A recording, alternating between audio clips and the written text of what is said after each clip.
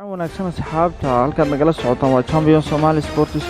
maanta barnaamijkan ciyaaraha waxaynu ku soo qaadan doonaa kulamadii la ciyaaray European League iyo kulamadii kale la ciyaaray Premier League horyaalka dalka Ingiriiska.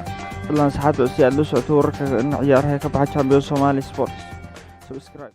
kooxda kubadda cagta ee Arsenal ayaa guul soo laabasho leh ka gaadhay kooxda Wolves oo ay marti uga ahayd garoonkeeda Emirates Stadium. kooxda Wolves ayaa gool la hormartay daqiiqadii 10aad. Arsenal ayaa goolka barbaraha keentay daqiiqadii 82aad. goolka badiska waxaa waqtiga dhamaadka u dhaliyay ciyaaryahanka kabtanka ah Alexander Lacazette. ciyaartuna sida waxay ku soo ilaatay 2-1 ay Arsenal ku soo qaadan oo kumadii kale la ciyaaray Europa League. kooxda Barcelona ayaa kulanka lugta labaad ee la ciyaaraysa kooxda Napoli. kooxda Barcelona ayaa ku soo gudubtay wareegga 16 ee Europa League kadib markii ay ku garaacday 4-2 kooxda Napoli. kooxda Barcelona waxaa goolka hore u dhaliyay daqiiqadii 8aad ciyaaryahanka Jordi Alba.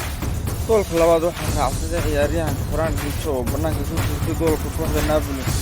kooxda Napoli ayaa rikoor loo dhigay waxaana gool u bedelay ciyaaryahanka Insigne kahor intii aan la dhammayn qaybtii hore ee ciyaarta. waxaa goolka saddexaad raacsaday oo dhaliyay ciyaaryahanka Gerard Piqué. weeraryahanka kooxda Barcelona ay dhawaan kala soo wareegtay kooxda Arsenal Aubameyang ayaa goolka afraad dhaliyay oo gaanka u soo dheeriyay kooxda Barcelona. Napoli ayaa gool la timay waxna uma qabanin. kooxda Barcelona ayaa isku dar labadii lugood ku soo gudubtay 5 ayaa shaacisay goolkii ugu quruxda badnaa lugta hore wareegga 16 ee tartanka Champions League. xidhiidhka kubadda cagta ee FIFA ayaa ku dhawaaqay guuleystaha goolkii ugu quruxda badnaa wareegga 16 ee tartanka Champions League.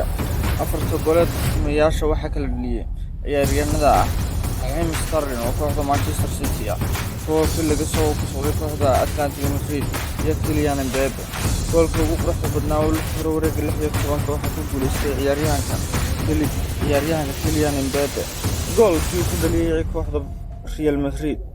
intaas maanta waxaanu ku soo afbeernaa barnaamijkan ciyaaraha aynu ku soo qaadanaynay kulamadii la ciyaaray iyo UEFA Champions League oo dhawaaqay tartanka